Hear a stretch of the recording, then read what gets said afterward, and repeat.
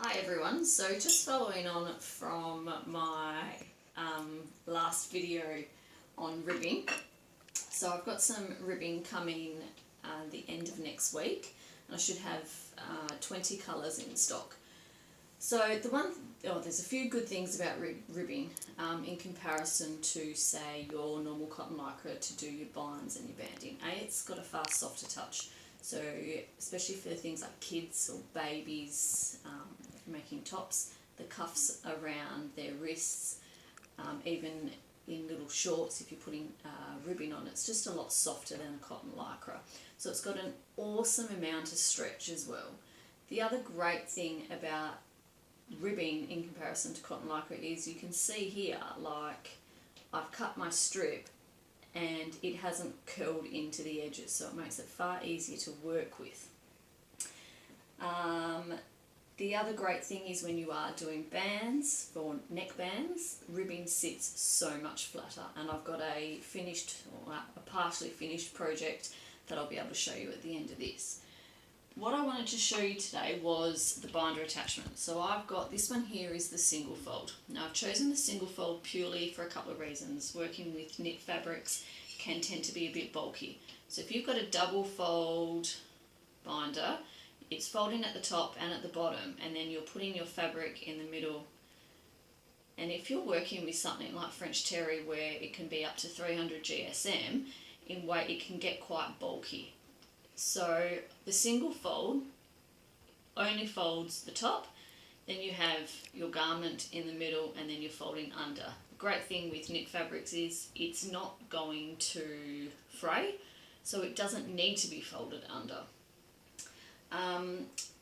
One pointer. The second thing I've got here is I've got the 15mm one, and it tells you on there what size binding you need to have cut, so mine needs to be 40mm wide. So I've cut my binding, and it's going to have a finished measurement of 15mm. For me, as an adult, I think the 15mm is fine. For children, I would probably go the 10mm, the 11mm, depending on which brand you're buying. It's just slightly smaller, especially on younger children. They're smaller body frames. It looks far more delicate on them. So what I wanted to show you today is I'm going to show you how to use it and the best way to attach it. So I've got the Baby Lock cover stitch. These will work on the Jukies, the Janome Cover Pros. Some of them you may just need to buy the base plate. So on my cover stitch, I've actually drawn my markings where they need to fit. But basically, these 2 points here, so you can see this one here is the most important factor. So you've got a tab here and a tab there. That's where the fold of your binding is going to be. This tab in the front here it needs to be placed just slightly to the left of your left needle. So if you're using, I've got my cover stitch set up for a left needle and right needle, so a wide cover stitch. It's going to be placed to the left of my needle. If I've got my middle needle and my right needle, this component here, this little nodule, is going to be set just to the left of my middle needle. So when you put it on, I've got the 4 knobs here. I place mine on here. What I do is I just screw it in first, which sometimes tends to be more difficult than it needs to be. There we go. And I just, do them fairly loose so I can still move. So you're kind of just eyeballing this. So there's my left needle mark. At the moment I'm sitting right on there. It's not going to work. I'm going to find that if I've got it too far to the right, that my left needle will be on my fabric, and then my right needle will be stitching just on my binding. So I need to move it just over ever so slightly. So I've got this point here is just to the left of my needle. Now this also is going to depend if you're using ribbing, or if you're using cotton lycra, if you're using swim spandex. So I do suggest that you test them all out because they will be slightly different as to where you position it. So this part here is just to the left, and you can see that's where my fold is going to be. What I do now with my ribbing is I'm going to just cut it to a point. I don't know what I did with my scissors. Sorry, give me 2 seconds. Okay, so I'm going to cut my end just to a point. It makes it just a little bit easier to thread through.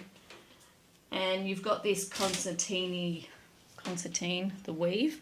So you just weave that in and out. I only do it a couple of times like so. I like to have that on the front actually. And then I just have the rest of my binding sitting flat. I have seen people use things like toilet roll holders and they wind their excess binding up and have it to the side, almost like your spool of thread, to help it wind off easier. I've not had any issues with just leaving it there. I just keep an eye on it and making sure that it's feeding through nice and straight.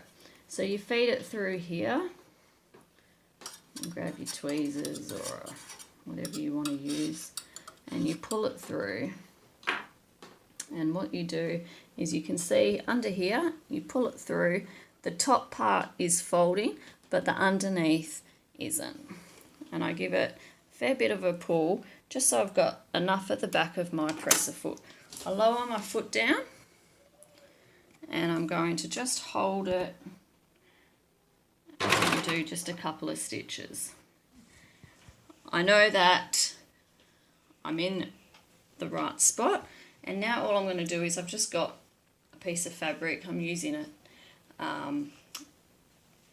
right side up. And I also forgot to mention that your ribbing has to be wrong side of the binding facing you.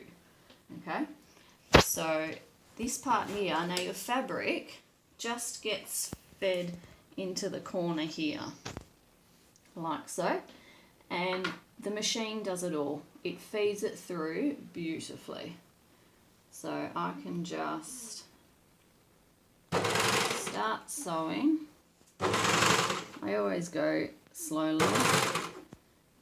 And if you can see here, it's my left needle is sewing quite close to the edge of the binding, which is exactly where we want it to be. You could even go a little bit over to the left some more, but I'm happy with that result. And so you're just feeding it through like so. I'm making sure that my excess binding off to the side is fine. And you're always making sure that your fabric or your neckline or whatever it is that you're binding is in that little gap there.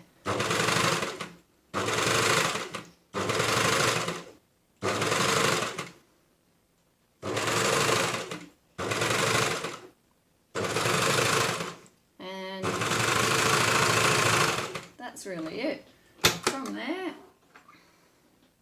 I just cut my ribbing off, and you can see what I've got here is a nice flat neckline like so, and then on the underside I've got my chain stitch, and it's just missed that bottom bit, but I'm happy with it. I think if I went on my needle side further down, it would miss it. So perfectly done. And on the underside, it's nice and neat as well. I'll quickly just show you this dress. Show everyone my messy room. So this is the neckline that I did on a bind with my binding. So just look at the neckline. Come forward, Gracie. I have my daughter videoing. So the neckline here. So when you sew in the neckline, it's done in, you only sew in one shoulder seam as well. Then you finish it off. at the end. So perfect neckline all the way around, and look at how flat it sits. Okay, thanks. I hope that's somewhat useful to you all. I'll show you another quick video on attaching the ribbing with an overlocker. It's no different to attaching the binding, a cotton lycra band. But I know some people have asked, is it different? And it obviously sits different. So I'll try and get another video up as soon as possible. But thanks for watching, everyone. Take it easy. Bye for now.